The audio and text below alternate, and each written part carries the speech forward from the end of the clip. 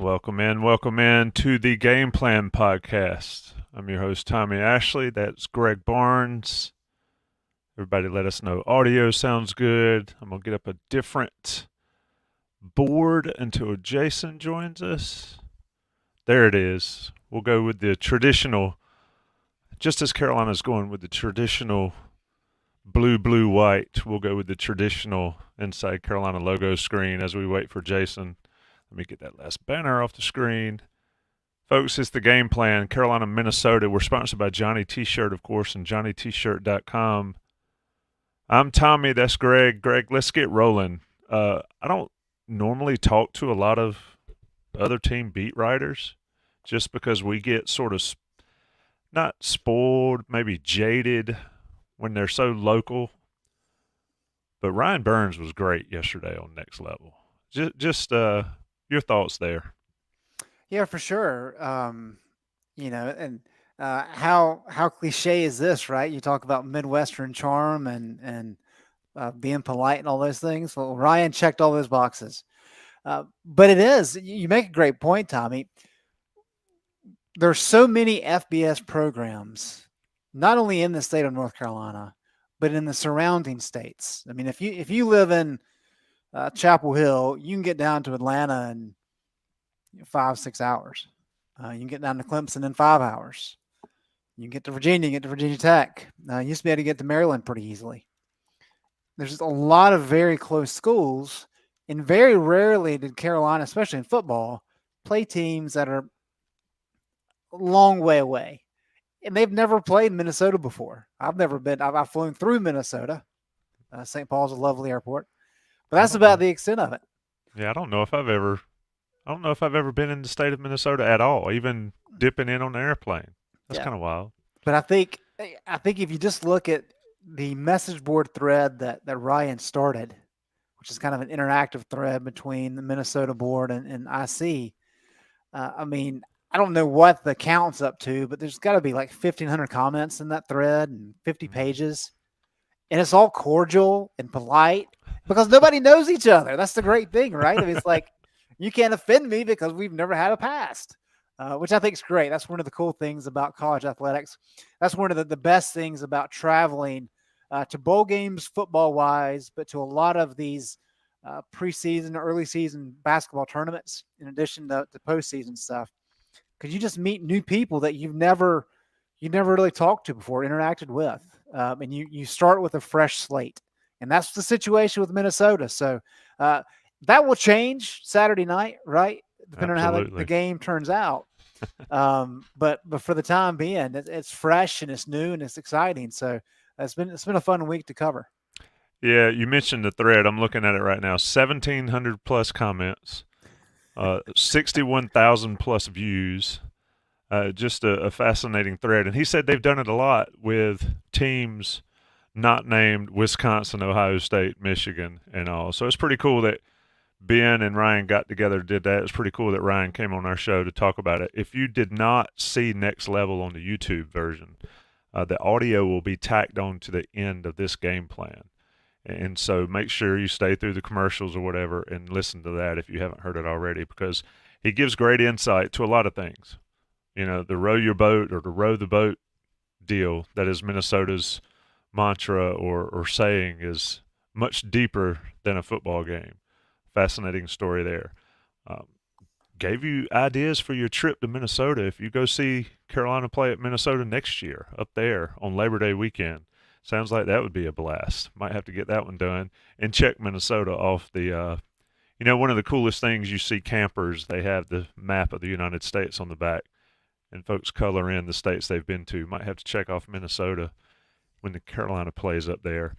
Greg, when we look at this game, you mentioned things may change, and Ryan said he expected 7,500 folks or so to travel to North Carolina. It's not like you bump into too many Minnesota grads around here, so they'll all come down and travel, and so feelings may change during the game, after the game, or whatever. But this is one thing about this game. It's a non-conference game, and it is a very good test for North Carolina going into the ACC season, starting with Pitt next week. Now, all games are important. You want to win them all. But to be able to have an opportunity to play a big, tough, known physical football team ahead of Pittsburgh, great for the Tar Heels, I think. No doubt, Tommy, and people probably aren't going to like this comment, but I've been pretty forthright with this in previous years as well. Unless you expect to contend for the college football playoff, and I don't think this Carolina team is at that level quite yet. The non-conference games are secondary to your conference games, and if you stack them correctly, meaning you do them in the beginning of the year, which Carolina did last year very successfully, and I think it sets up pretty well this year, you really give your team opportunities to ease into the season for one, but also to play different qualities of teams. I really like the fact that Carolina was able to go on the road in the season opener. It was neutral, but there were more South Carolina fans there than Carolina fans in Charlotte, and they had to play well to win. Okay, you fast forward a week, they didn't play as well, but they had a feisty younger brother in App State come into town, and it went to overtime. And Carolina had to figure out how to win with their B or B minus game. They got it done. Now is that next step. This is a team they're not familiar with, so you don't have the emotion, although you do have an opportunity to play at home. But next week, as you suggest, as you indicate, you go to Pitt, and that's a big game. Mm-hmm. So now you get Minnesota, who has had a great defense past couple years. Arguably the best defense that Carolina's played. Clemson's obviously up there. That's going to be a tough test for Chip Lindsey in this offense. It's a good test for Drake May to see how he performs. And then on the flip side, we said this last week, right? This is a game that Gene Chizik and the defense need to win for North Carolina.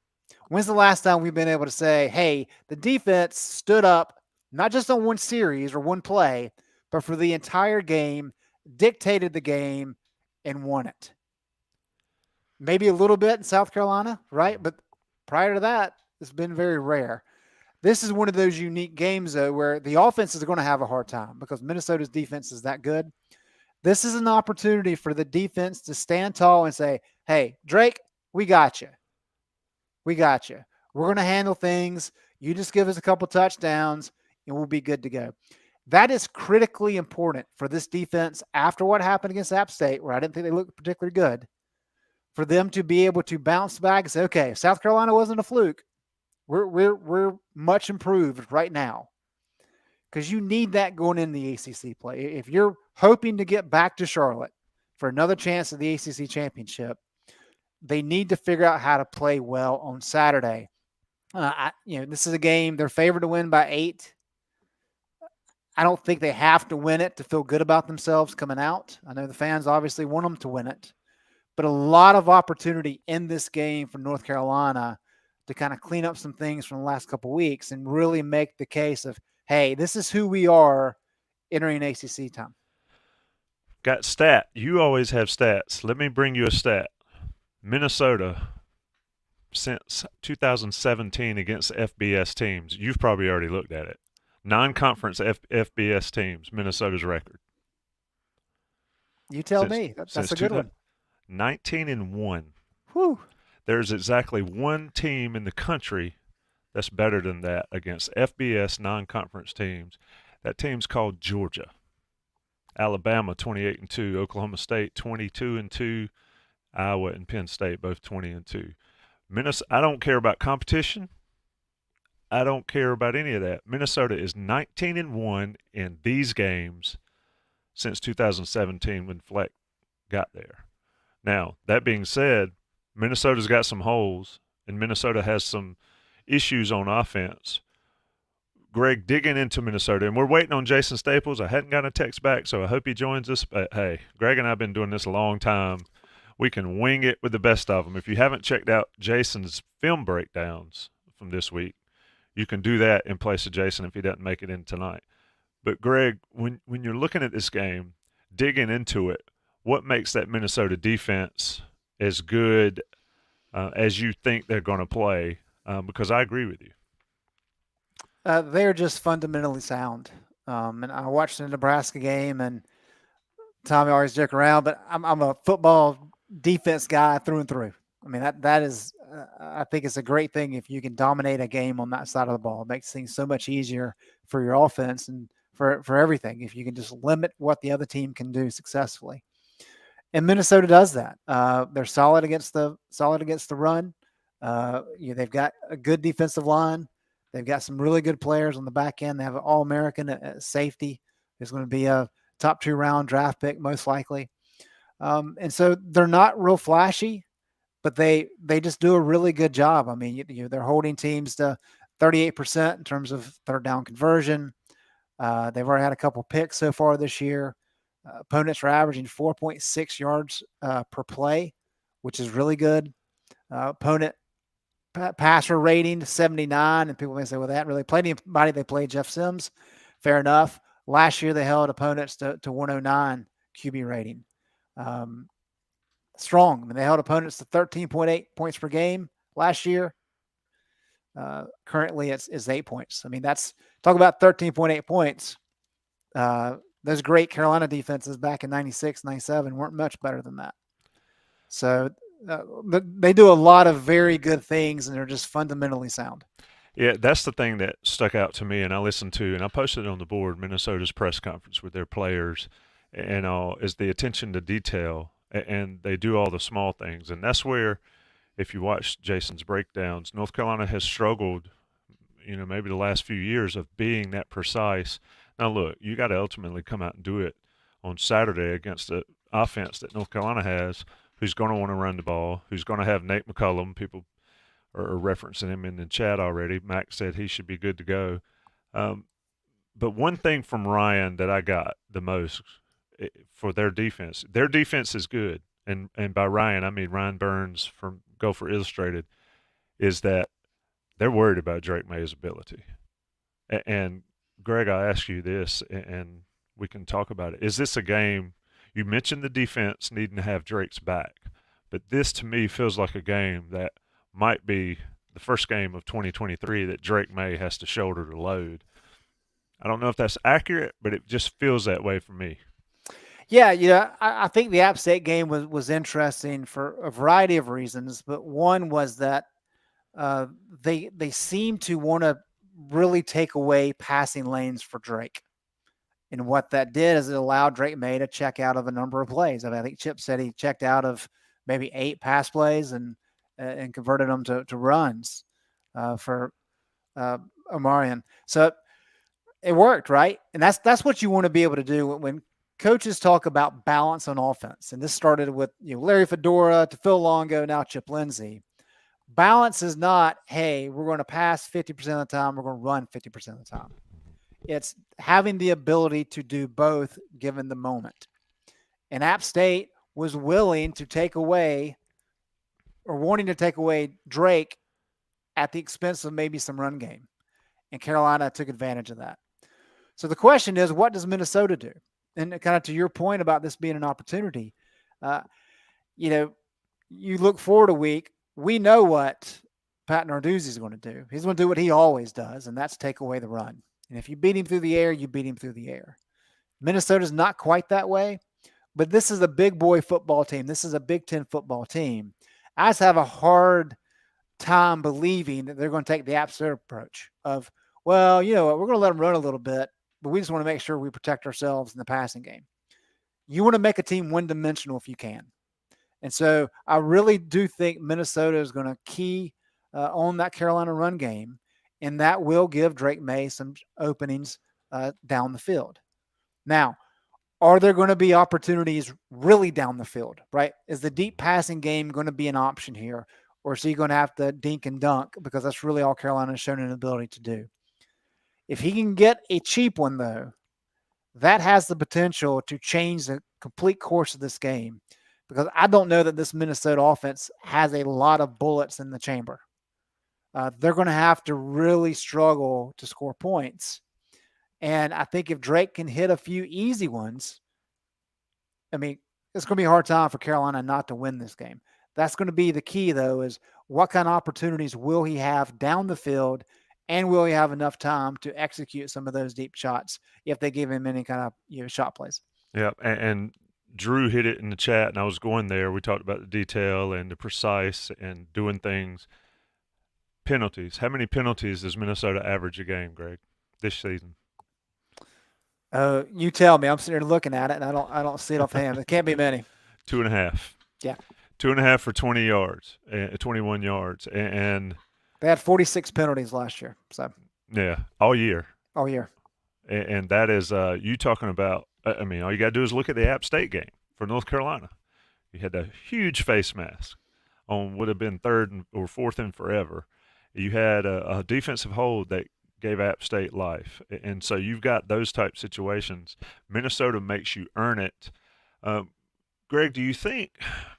And I don't know if this has been a thing, but we kind of asked Mac about it, and somebody asked Drake about it. You know, the Walker situations, they've figured it out. He's not playing. Do you think that helps North Carolina getting ready this week when you're fully focused on who you're going to have and not maybe, they were convinced Tez was going to play last week, didn't. So you have to practice him. But this week they know they're not going to have him. Does that help Drake and this receiving core? Because I agree with you. They need to get some cheapies against this Minnesota defense. Yeah, I hope so. And that was one of the interesting things in kind of following how his case played out. I mean, with his original appeal being denied in July, I found it interesting that he played with the ones as much as he did in training camp. It's one thing if your waiver's denied and you have to appeal and you're waiting on your appeal. But once your appeal is denied, it's an uphill battle. And you're going to need some fortune to go your way in terms of some of the hearings. And you have to wonder if Walker playing as much with the ones as he did in camp hurt the offense in terms of that chemistry. And the same goes with last week. And so in terms of looking at the wide receiver play and noting that it hasn't really been stellar, I mean, Kobe Paysour has really been kind of about it outside of the tight ends. Maybe kind of getting past and saying, all right, well, we know we're not going to have Tez at least for this week, right? Regardless of whatever future action may happen.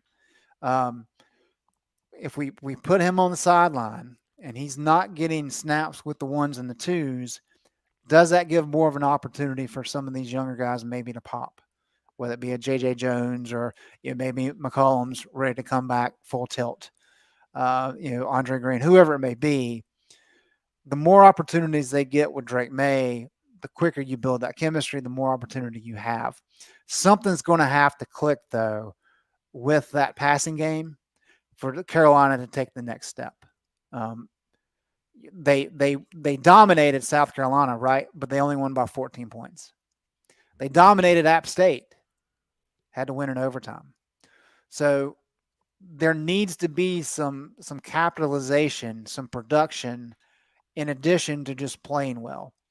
And that's really got to come in the passing game, and we just have not seen it quite yet. Yeah, and Drake mentioned, I think the question he got was, who can take the top off the defense? And, of course, Drake gives the answer everybody can. He felt like they all could. I mean, Kobe definitely can. Gavin Blackwell's been open deep a couple times, and he hadn't hit him. People talk about Andre Green Jr. People talk about Chris Culliver, a true freshman, getting in there. I mean, whoever it is, it doesn't have to be just one guy, but somebody needs to press Minnesota deep to get those guys out of that line of scrimmage so North Carolina can have success running the ball. I think we'll see some attempts there. If it's not there, it's not there. But I think you got to throw it at some point and see, can you get a penalty? Can you get a spectacular catch? Whatever you need to just sort of loosen it up. British Brooks or Marion Hampton, Greg? A lot of people are saying, did British lose his starting job? I don't think it matters who runs out there first.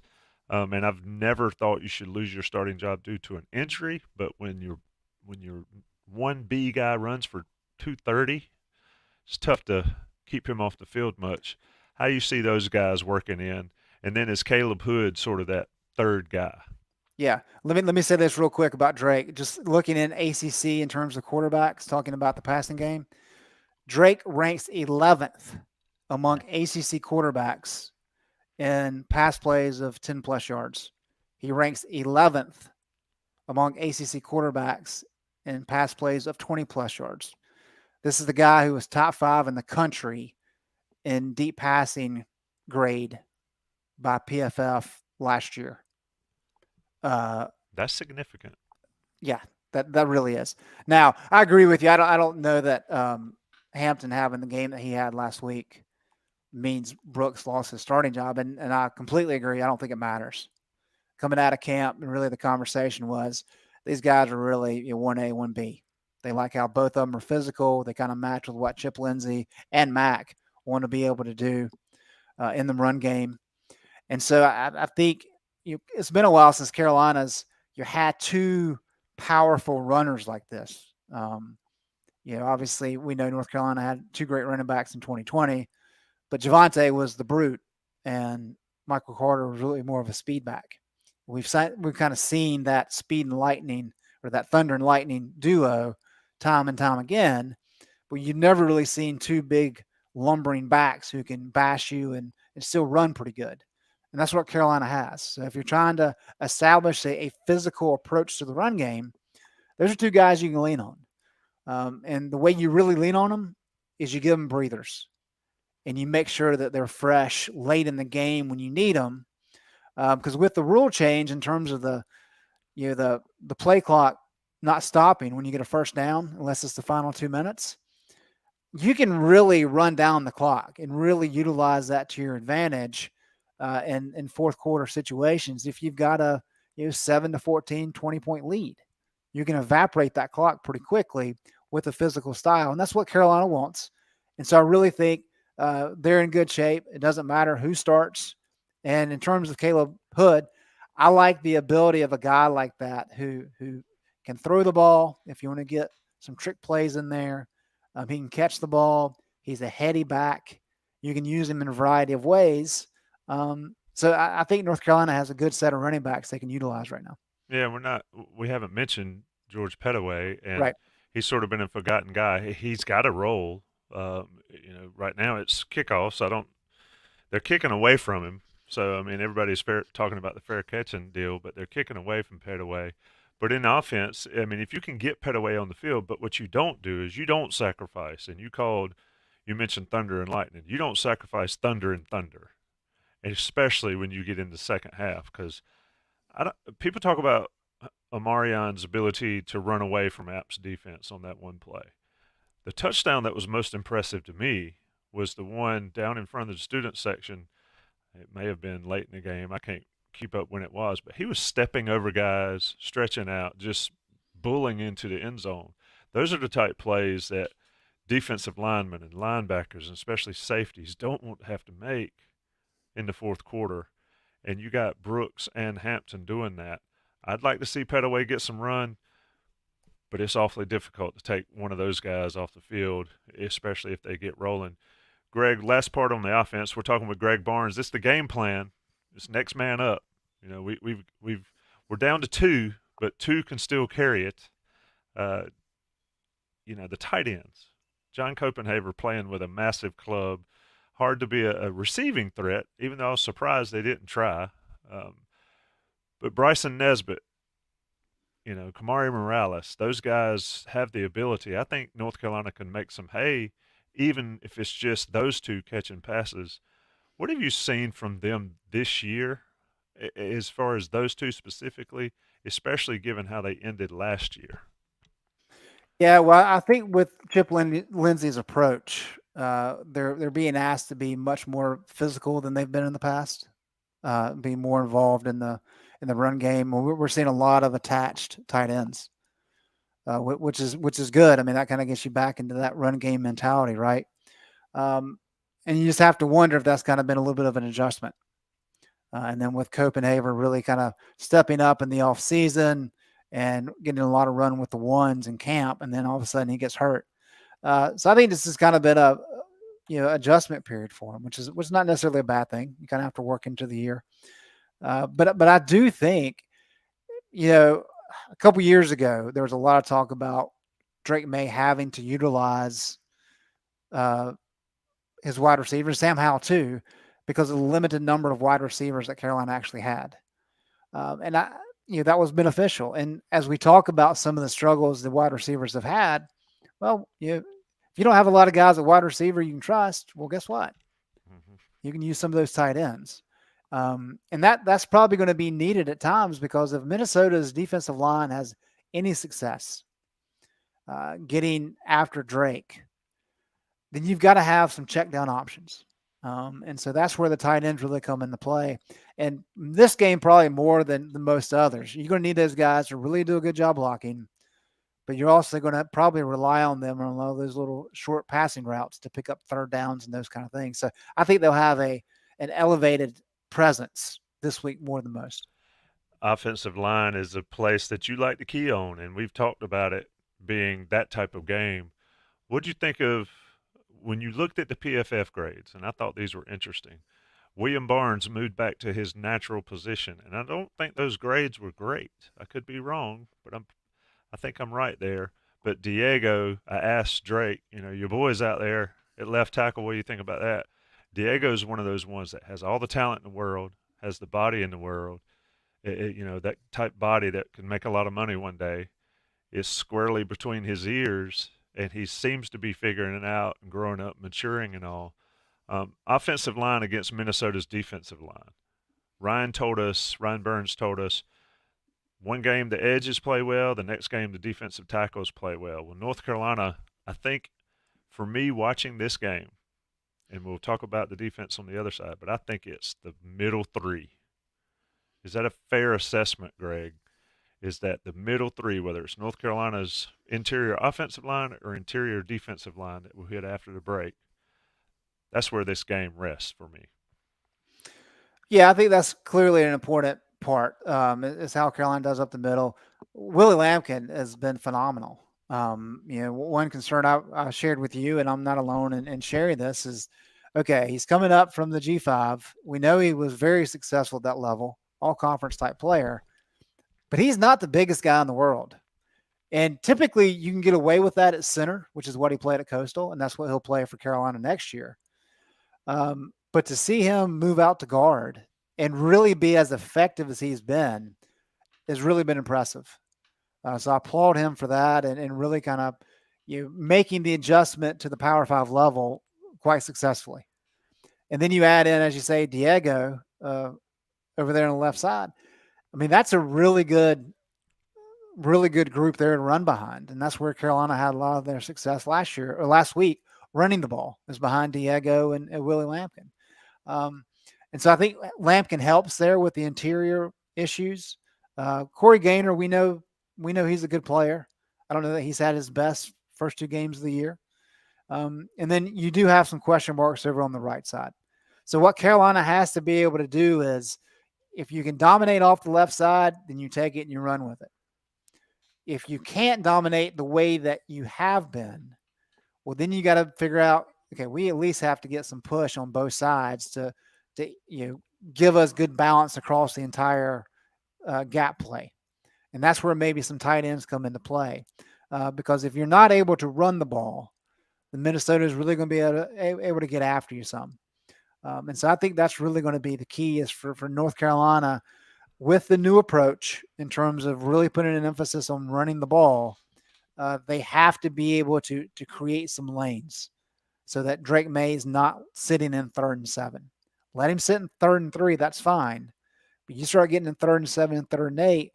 Well, now it becomes obvious passing downs. Now Minnesota can really kind of tee up some blitzes in addition to their standard front 4 pressure, and it gets a lot more challenging. Yeah, and we've run down the entire offense. I think North Carolina, if North Carolina can get to 28 or 30 points on offense, I think they've had a successful day. Oh, yeah. Let me talk about Johnny T-shirt. I know some of you, there it is.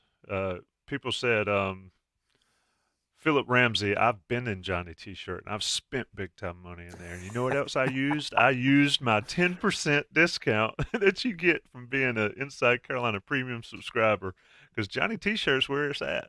They got everything you need. I know there's other stores around there, and I know there's other conglomerates on the internet you can order from, but nowhere do you get the alumni-owned and such the great customer service that is Johnny T-shirt, plus 10%. And this past week, they had double discount days. I mean, it's like stacking coupons, only you just have to do it and be an Inside Carolina subscriber and shop at Johnny T-shirt. Check them out on Franklin Street if you're in town for the ball game. Check them out online if you can't get by there. National guys will pay the bills. It's the game plan, Carolina and Minnesota. Okay, Greg, it is the game plan, Carolina, Minnesota. We've discussed North Carolina's offense, and we went kind of back to front to the trenches to end it. Shout out to the 350 or so people that are in here. Jason will be with us Saturday, so you'll get some of Jason's stuff. If you haven't had enough Jason, go to Inside Carolina's premium boards and get those breakdowns. They're fascinating because he's talking about the defense and the structure and the pass coverage and all that. But, Greg, I want to start up front. Kamen Rucker, Des Evans, Kamen Rucker's been really good. Des Evans has been good and has progressed so much. But for me, I mentioned it on the back side of the commercial, on the front side of the commercial. I think Tamari Fox, Kevin Hester, Miles Murphy, and maybe Travis Shaw, even though he was not great against App. I think those guys pushing on the interior of that Minnesota line, I think it's just the key to the ball game for North Carolina, especially with the quarterback they have. And I'm gonna let you do the name. I'll say the Greek Rifle, and you can do the last name. If he floods up the middle like they allowed the App quarterback to do a lot, that's going to be a problem. That's why I think those defensive tackles are going to be key for North Carolina. Athan Kaliakmanis. Kaliakmanis. See, I can say it when I think about it, but I can butcher it terribly. And I hate that because I pride myself on getting the names right. And then when I think about it too much, it just goes sideways. Yep. I'm with you. The Greek Rifle, though, that's the fantastic. I think about my little Red Ryder BB gun I've got in the closet over there for some reason. I hope it's that, not 30-06 that he brings. Yeah, for sure. Minnesota had a really good offensive line last year. They had to replace 3 starters, and so they have some fresh faces up there. And they've got a couple of new guys running the ball. Darius Taylor, freshman, who Michigan and Michigan State both really wanted. He finally broke out. They knew he was going to be good, but he finally broke out last week. And they think he's the guy they can really lean on moving forward. I think it's Sean Tyler, transfer from Western Michigan, had really good years at Western Michigan. So they got 2 backs they like. And they are going to want to run the ball. This is – we talked before the South Carolina game. That was a game that Carolina, we felt, had the edge in the trenches on both sides of the line of scrimmage. And it played out that way. In Carolina, even though they only won by 14, I don't think there's any question that Carolina was going to win that game because they just owned the trenches. It's not going to be near as easy Saturday. And for Minnesota to win, they need to be able to win up front on both sides. I think they may have a little bit of an advantage on the defensive side. Offensively, though, I'm not convinced that this Minnesota run game is as stout as maybe it was last year. That brings us to the guys you just mentioned. It is critically important for Carolina to be competitive every single down on Saturday, whether it be running play or pass play. What I mean by competitive, you have to give yourself a chance to win that down. You can't get blown off the ball. You have to be competitive. You're going to lose some. You need to win more than you lose. And if Carolina can do that, they will win this game. But if Minnesota is able to establish somewhat of a running game and they allow Kaliakmanis to get into some short situations where he can scramble. He's not a Drake May type runner, but he's a decent enough athlete to pick up first downs or to have some opportunities in the passing game where it's not an obvious passing down and Carolina's coming after him. That's going to make his day a whole lot easier. And so I agree. We know that Rucker's been great. He's been one of the best defensive ends in the country. Des Evans has finally shown up. So a lot of good things on the edge. But that middle of that line where there's a lot of talent, there's a lot of stars, all those kind of things, those guys have to start playing to that level. They have to start being a strength for this team if the ACC championship game is going to be a realistic option for this team this year. Yeah, a stat that could make North Carolina fans a little bit nervous. They had 16 tackles for loss against South Carolina. Furman against South Carolina, even though they got shredded, had 7 or 8 tackles for loss against South Carolina. So that South Carolina offensive line has struggled mightily. I think, is this a statement game, Greg, for the defense? We talked about how you won't really know what North Carolina is until after Pitt, maybe. I think it's after Minnesota. I mean, this is one of those games you looked really good against South Carolina. The numbers bear that out. You look more like you did last year against App, even though there was some good plays in there. And here we are in Minnesota. We've mentioned it's not a conference game, so it's not a killer if you lose it, but I think it's a statement game for the defense. Tell me why I might be wrong. I can't imagine that I am because I just think for North Carolina to be considered a legit threat to the things you talked about, ACC championship game and all that, the defense has got to show up big in these type games. Yeah, I think this week and next week will tell us everything we need to know about this football team, Tommy. Mm-hmm. And as we talked about all offseason, we know the potential of the offense when you have a Drake May. What's the defense going to do? And that's why, as I mentioned, kind of to start the show, this is big boy football that Minnesota plays. Now, Minnesota is not Michigan, and this is not a team that's going to be competing for the college football playoff by any stretch. But this is a really good football team. That's probably going to be a fringe top 25 team all year, I would imagine, as long as the quarterback starts to make some strides. And so this is a good measuring test game. And it certainly is for the defense because, after watching the South Carolina game and reading some things about that offensive line before that game, there's a reason we thought Carolina had the advantage on the defensive side of the ball, even though we knew what the defensive line looked like all year last year. It's not that easy Saturday. And so this is that type of game where they can really say, hey, you know what?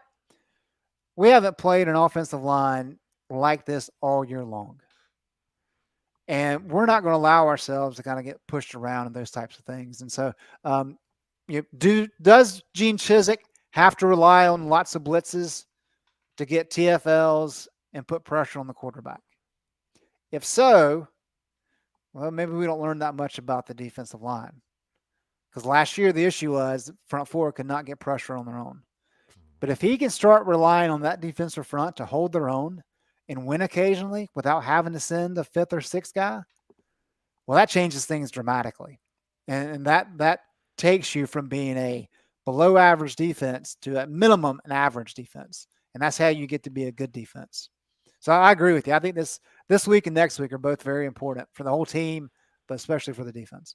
Yeah, somebody in the chat said physical football is Huzzy moved back into star. I think he's got to be at star in this game. We haven't talked about Minnesota's receivers. I mean, Daniel Jackson, Crooms, the thing that stands out to me is their long reception on the year. And then granted, it's just 2 games. And granted, that game last week, they said, we're going to run these guys into the ground, and they did that. But it's 22 yards. So, I mean, North Carolina's safeties need to be better, but you're going to have some run support. I think Huzzy is that guy. We'll see what happens there. DJ Jones, he's still learning the position. Huzzy's just the man on the backside. So Minnesota wants to play big boy. You got to match the big boy style. You got to make plays. I think Cedric Gray and Power Echols have got to be heavily involved as well, Greg. Just looking overall on the defense before we get to the predictions, it's 40 minutes in, and we don't have Jason. We've been here for 4 hours. Who stands out on defense Saturday? Well, let me phrase it like this from this perspective, Tommy. All those things you said about the defensive backs is right. And I really think this is an opportunity for the defensive backs to have a good game. Why? Look at Kaliak Manis's stats. He has been better this year when under pressure and when blitzed than when kept clean. So this tells us a couple things. Number one, he does a pretty good job of game management. He's able to keep his poise. PJ Fleck said in the offseason, he has a little bit of that it factor, right? When things start to be a miss and go wrong, how do you hold your composure? And he's done a pretty good job of that. I mean, he's got a 71 grade when blitz this year. Last year, he had a 74 grade. He averaged 10 yards per attempt when blitzed last year. Obviously, Tanner Morgan was a starter, got hurt, and he came in late. However, when kept clean, this is crazy. He's got 62.9 grade. That is not normal. No, it's not. So what that also tells you, they have a lot of faith that he has a good bit of potential. Clearly, he is not there yet. He's a big guy, 6'4", 215. He's athletic, but he's not like a mobile type guy. He's just, watching the Nebraska game, he's just really missing wide receivers. He's rushing things. He's throwing over their heads, those types of things. So regardless of really what the defensive line does, what the Greek Rifle has shown us this year is that he's going to potentially be a little bit off. Well, that brings in the defensive backs. We know Huzzy has a track record of creating some interceptions. The way you change a game like this is you force a team that plays clean, like Minnesota, and you create some of those interceptions. Kelly McManus has had two turnover-worthy passing plays in both of the games so far this year when kept clean. So there's going to be opportunities for some of the guys in the back five to make some noise and to make some plays. And that's what you have to do. Yes, you have to be able to rely on your defensive front. We talked about that all year last year. If by North Carolina's defensive front not being productive, it really exposed the secondary. That doesn't mean that the secondary has to have the defensive line to be dominant to be effective. They can still be better than they were last year without a solid push up front. And that's probably what it's going to take on Saturday. Now, if you get the defensive line to pressure and then the secondary can take advantage of some quarterback miscues, that's how you turn a game quickly in your favor. I don't know though. If he's significantly better with pressure than he is clean, I think you might just rush 3 or 4 all game, drop 7 or 8, and make him do it that way. Of course, you got to stop the run first. Correct. That's what it is. You force him to beat you. You right. Do your best to take away the run game, and then if you put him in 3rd and 7, and he's able to beat you if you drop 6, 7 into coverage, you tip your hat and you move on, because he has not proven that he can do that consistently this year. He had a couple of good games last year. This is you're exactly right. You stop the run as best you can, and then you let him beat you through the air. Look, let me show you something. Look, watch this right here, Greg. Jason Staples joins us. Sorry, everybody. Had some family delays, and here we are. You are forgiven, but I need 27 burpees and up downs. Yeah, we need some sprints out in the driveway for sure. Yeah, I'm not doing that tonight. I think I've already done my duty here before the show. I've been holding this stat, Tommy, until Jason came on, because it's FSU related. Mercy. We talked last week, and Jason highlighted it, but we've talked about in the offseason as well. But Bobby Bowden always talked about lose big, lose small, win big. Carolina's still in that win small area, which is why I think 8 points is probably a lot for this game, just given how things have played out in recent games. I went back and just looked at we know that midway through the year last year, Mike Norvell's Florida State Seminoles flipped a switch and started to be really good. What year is this for Norvell? Is this his 4th year, Jason? This is 4, yeah. Okay. So if you look over the last 8 games against FBS competition, FSU's average margin of victory is 27.3 points. If you look at Carolina's last 8 FBS victories, and this includes the 41-10 game against Virginia Tech, including that game, Carolina's margin of victory is 10 points. If you just do the last 7, Florida State's is 27.6. Carolina's is 7. Okay. So the reason I bring that up is Florida State has proven that they've taken that next step with this group of players, and they have gone from winning small to winning big. And that's why they're a top 5 team in the country, and that's why they're the favorite to win the ACC right now. They played Southern Miss last week and won 66-13. They played 103 players, I believe, in that game.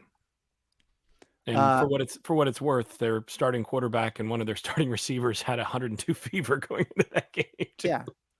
Whereas Carolina plays App State, who's probably a better team than Southern Miss.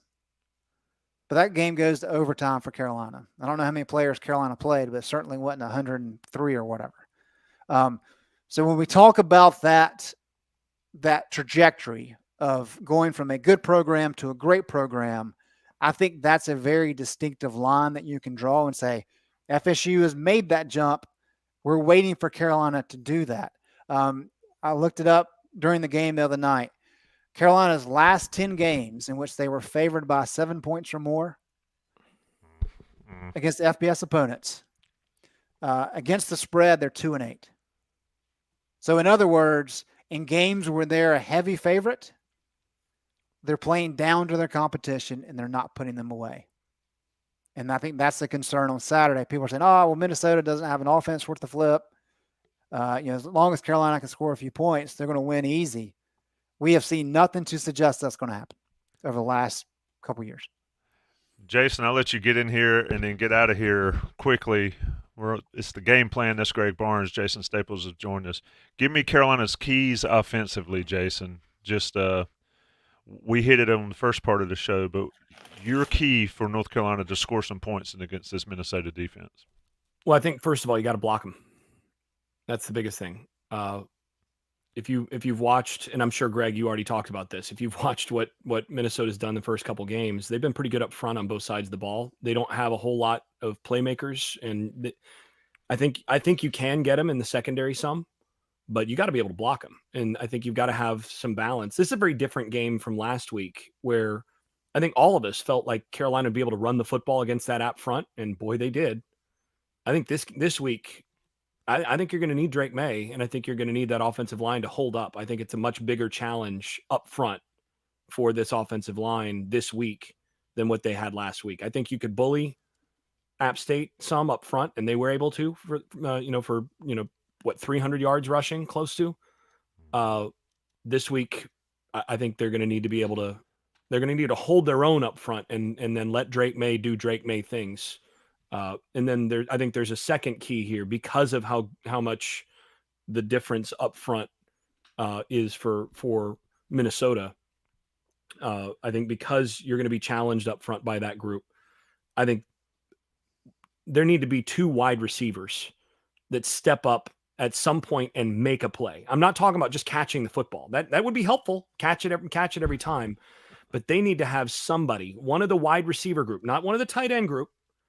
Would help if, one of the tight ends makes one of those plays. I mean, how different is last week if Drake locates just a little better, or if, 88 makes the catch on that vertical that would have scored and you score on the first drive there. It'd be helpful to finish those plays, but they're going to need a wide receiver. So a slot or a wide receiver to make a play downfield and actually do something beyond, say, 15, 20-yard gain. They're going to need to get some big plays in the passing game. That's the other thing. So those 2 things, I think, are the keys. Jason, Joe Rossi's proven to be one of the best defensive coordinators in the country. He's had, about 10 NFL draft picks come through the last 3 or 4 years. He was a Broyles Award finalist a couple years ago. What is unique about what he does, and what do you think that defense has been so successful the last couple of years? Well, I think one thing is they do a good job of mixing looks and mixing coverages, and they do a lot of different things that the offense has to read well. And the other thing is that I think he's really good at not asking his guys to do stuff they're bad at. which I mean, it sounds like a really simple thing, but that's a lot harder as a coordinator than it seems. Because as a coordinator, generally, I mean, you just want to line up and go, okay, Rip Liz. All right, we're going to run Rip Liz. We're going to run match 3 and all this. But sometimes you need to run a variation of something just because that guy can't do the thing that Rip Liz asks you to do in that particular context against that particular formation. And you need to be able to have that variation and then teach it to be able to protect your guy. And I think they do a good job of asking their guys to do what they do well and not asking them to do a lot that they do poorly. And one of the things that Carolina needs to do to change that is I do think they've got some guys that you can target, but you have to use formation and motion to force them into some uncomfortable matchups. And they do a pretty good job of preventing that. I think that's one really big thing. And the other thing is that they're just really sound and they run to the football. That team plays hard on defense. And we've talked about this before. I mean, we talked about this in the preseason. How much of defense is just getting your guys to buy in and play hard and fire off the ball and be in their gaps playing upfield, which we have seen from Carolina a little bit this year, but we didn't see a whole lot of at times last year. So much is just effort, and they do a great job with that too. And he gets his guys to play in and to buy in. Yeah, it's really impressive when you kind of look back. We talk a lot about talent composite and how Carolina's been top 20 in the last couple of years. Minnesota is nowhere near that, and yet defensively, they continue to be one of the best units in the country. One other thing I wanted to ask you about Carolina's offense situation on Saturday, Jason, is I was reading off some stats earlier, and among ACC quarterbacks this year, Drake May is 11th, both in 10-plus yard pass plays completed and 20-plus yard pass play completed. That's quite the difference from last year, early in the year. Is that a concern? And is that going to be something that Carolina needs to hit on some deep passing plays to really loosen up Minnesota on Saturday? Or what's your take on that? I'm curious actually to know your take, but I do think I would call it a moderate concern. So this is not a, end of a Bond movie or the villain and you've got the siren going bah, bah, and danger, all this stuff as everybody's jumping off the floating island or whatever. It's not one of those, right? But it is a situation where there's been, you would like to have seen more playmaking out of that group so far in the season. You'd like to have seen, you'd expect against a team like App State, for example, for one of your receivers to have, managed to catch a ball in a position where he can make somebody miss and get 15, 20, 30 yards. And that didn't happen once.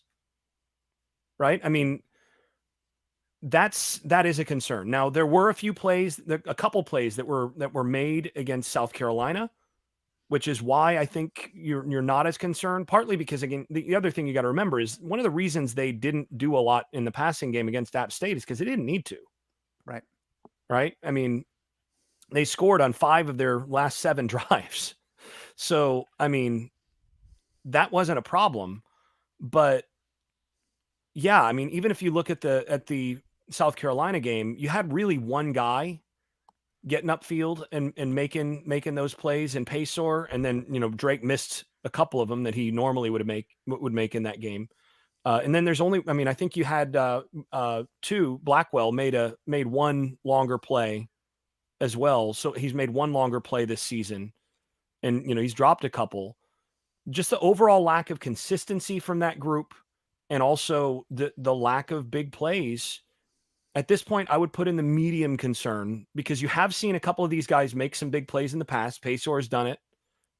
You've seen JJ make a couple plays in the past, but I think if you don't see, and that's why I put them in that, one of the keys to the game category here, is if you don't see against a team like Minnesota here, if you don't see a guy, just go up and win a vertical, or a guy catch a ball on a skinny post and manage to make a guy miss and get another 15, 20 yards, or a glance route and actually do something with it, then yeah, I think you start to wonder, like, is this group just not good enough to provide the support for Drake May down the field that he needs? I don't think that's the case, but they're going to have to prove it. Does having Nate full go help? Huge. Yeah. I mean, because coming into the season, you felt like you look at my scouting reports. Coming into the season, I felt like they had two potential difference makers at wide receiver, Tez and Nate, right? The guys that are going to actually catch the football and then, change the numbers on the scoreboard are most likely those two guys. And the idea was that those two guys set the table to make coverages easier for other players as well. Nate starts to have success and makes a couple big plays. Now, all of a sudden, you see teams bracketing him and all of that. And that means single coverage for everybody else. That makes everything easier for that. And my feeling has been that in the first two games, North Carolina's had a bunch of number 2 and number 3 receivers out there. They haven't had a number 1. And, the game changes when you don't have a number 1. And I mean, you brought up Florida State. One of the reasons that they're a buzzsaw right now is they added a number 1. They added Keon Coleman, who is a freak. And you add a Tez Walker to this offense, who's a number 1. He's not quite Keon Coleman, but he's really good. You add that, and everything else just stacks up nicely under him. And I think they've got a nice set of number 2 wide receivers on the roster right now, and a couple number 3s.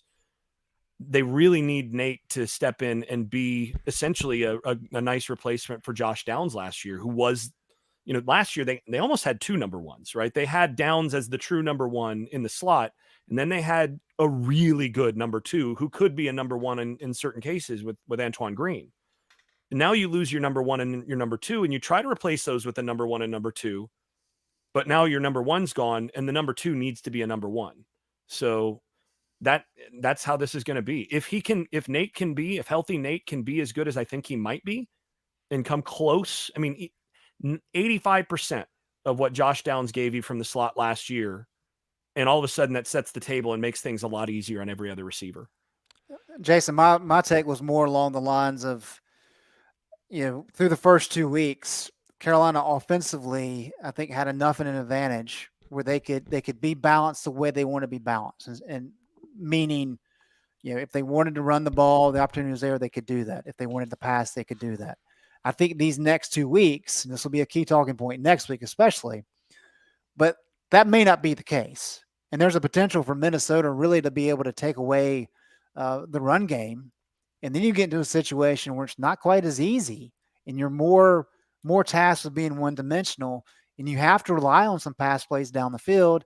And it would really loosen things up if you have a couple options where you can go deep and pick up a 30, 40, 50-yard pass play. Really going to be important against Pitt, right? Because we know what Pitt's going to do. So you better have wide receivers that can take advantage of that. Because if you don't, it's going to be a long day. Yeah, yeah, exactly. And Minnesota's going to. I mean, if I were Minnesota, if I were Rossi, if I were that group, I would look at the first couple weeks and I would say, look, do they have a wide receiver that scares me? I know Drake May's really, really good, but okay, so he puts a ball on target to a guy that has no separation, and I can just make the tackle. So now I can start taking away the run, and now that makes life difficult for Drake May because you're not playing ahead of schedule. So the thing that changes this, and if I'm North Carolina in this game, after what I did against App State, after how things looked against South Carolina, I come out in this game and I'm throwing the ball on first down. First few drives, I am making this the Drake May show on first down, and I am trying to establish that you've shown that you can establish the run. You've sort of done that and shown that there's been some improvement there. This game against this defense and that front, I want to show we're going to beat you with these one-on-ones, and we're going to do it on neutral downs when you're going to have to stop our run. I'm going to let Drake May have some of those verticals downfield that he likes to throw.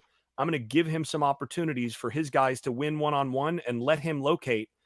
And you get some wins on first down in the passing game, and now they have to change what they're doing a little bit, and they can't take away the run. And you've set the table for the rest of the game really well. Ideally, you come out and you score on your first drive, and you maybe run the football once or twice, and you just let Drake May throw the ball down the field. That's what I'm thinking as a coordinator here, just stacking game on game. And then that of course, not only sends the message to Minnesota that you're going to have to change up what you're doing a little bit, because I think they're going to come in challenging the run and expecting to tackle the receivers and not have them make a bunch of plays. You beat them a few times in one-on-ones. You send the message to them. You're also sending a little bit of a message to Pitt the next week. So now Pitt's, it's not going to matter to them, but they're going to still line up with as many people in the box as Narduzzi can get, and they're still going to cover you one-on-one. But you got to get your guys in rhythm in the passing game now. So that's how I would do it. Anything left from you, Jason, on this game before we get to the predictions? You joined us late. You came in hot. You've nailed it for 15, 16 minutes. Anything left before we go and I put y'all on record of what biggest thing is, and Greg, I'm sure you covered this already too, is you got to stop the stretch run. They've got to do a better job of fitting the outside zone stretch type stuff than they did against App State, because Minnesota is one of the teams on the schedule that runs a bunch of it. So Minnesota is, and they're physical up front. They're a good offensive line. They're not very good on offense overall, but they will run the stretch and they'll run it with some physicality. If Carolina can't stop that, then it's going to be a long game, and it's going to be a close game, and one that, you can lose. If you stop that stretch run and you play that better than you did, and you fit that better than you did against App, and you force this Minnesota team to throw, I'm not sure this Minnesota team has the players outside defensively to beat you.